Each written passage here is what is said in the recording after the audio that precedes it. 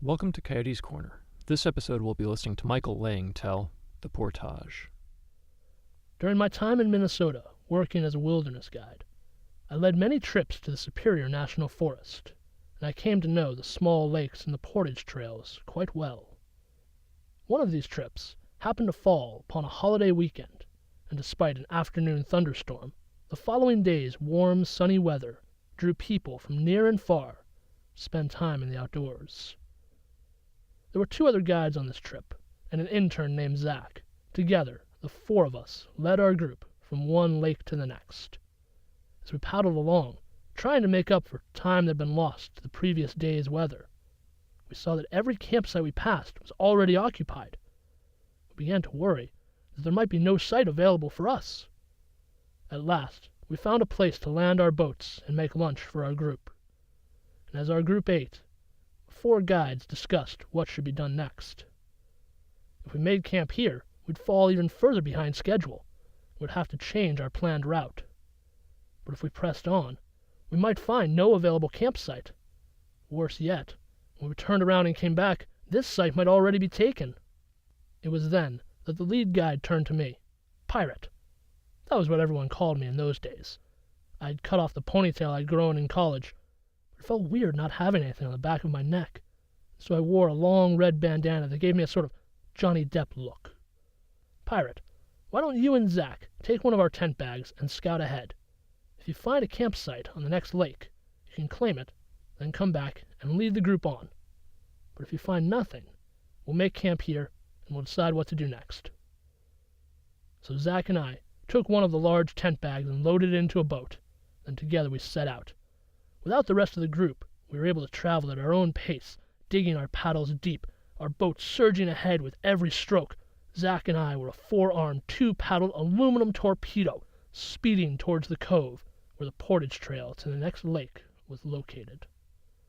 As we drew closer, Zach could not see the sign that marked where the trail was. He glanced back at me. Pirate, are you sure we're in the right cove? Yeah, Zach. Trail's right ahead of us. Wait a minute. Aren't you blind, Pirate? I smiled at Zach in response. You see those rocks ahead of us? The ones that are low to the water, surrounded by lily pads and tall grass? Yeah, I see them. Well, I don't, but I know they're there. That's where the Portage trail is. A moment later, Zach was able to see the sign hidden by tree branches. We landed our boat, gathered up our gear, and with me in the lead carrying the boat upon my shoulders and Zach following behind, we set out down the trail. The trail was well worn from years of use.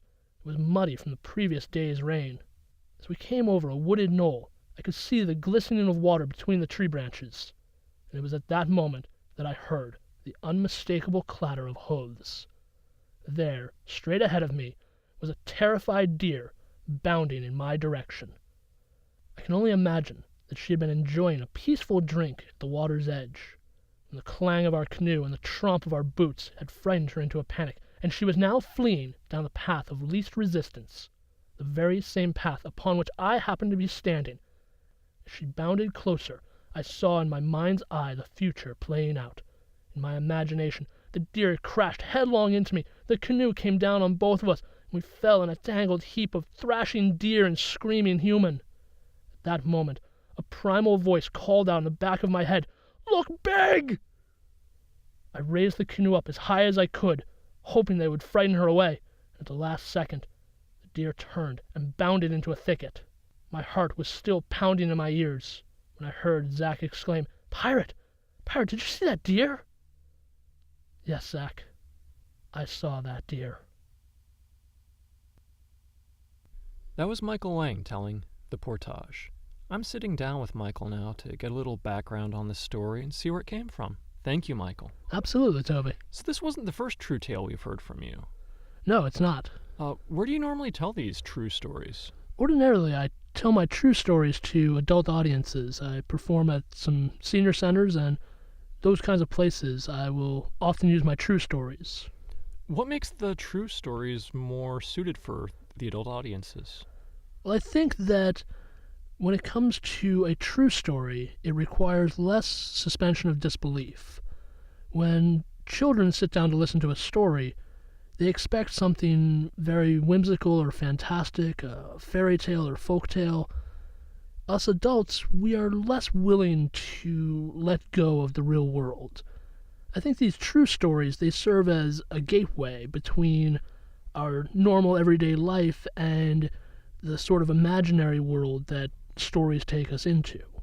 So you would start with one of these stories Right. and then kind of loosen the crowd up a bit and then hit Yeah. them with more of a fantasy, Yeah. more traditional, what people expect from a storyteller. Right, exactly. It seems to work really well with adults. Do you find you have to reverse that at all for working with children?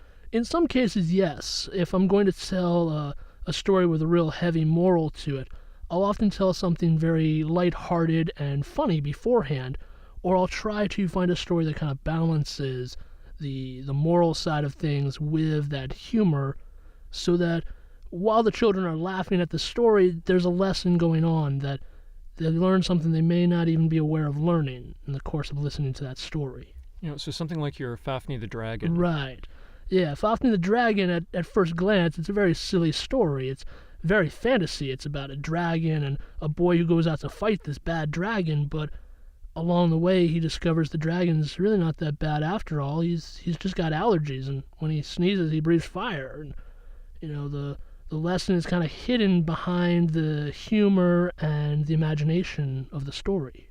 Yeah, so where that would be a good second story for kids, to really engage them and get them to listen to that Yeah. message, it would be a good second story or even third story for adults because, that's kind of out there Right. for an adult audience. Yeah, us adults, we can listen to something like that and we can appreciate the childishness of the story, but it might not be the best place to start with if you want people to be paying attention for a good half hour or more of stories. Right. So you don't want to lose them right off the bat and thinking, oh, this is Right. just kids stuff. Right, exactly. Us adults are usually not very forgiving. If we hear one story that doesn't strike our fancy, we kind of stop paying attention right away. Well, thank you, Mike, for letting us gain a little insight into how you plot out your set list and for what audience. Absolutely. And to our audience out there, thank you so much for listening. Please feel free to check out Mike's website, coyotesinc.com, where you can find streams of our past recordings here at Coyotes Inkwell. You can buy some of Mike's CDs. You can even buy digital downloads. You can also find out where Mike will be telling stories and figure out if you want to book him for your gig and how you can go about doing so. And as always, don't forget to like, favorite, and subscribe to the Coyotes Corner so you never miss anything that's going on here. And until next time, this has been the Coyotes Corner.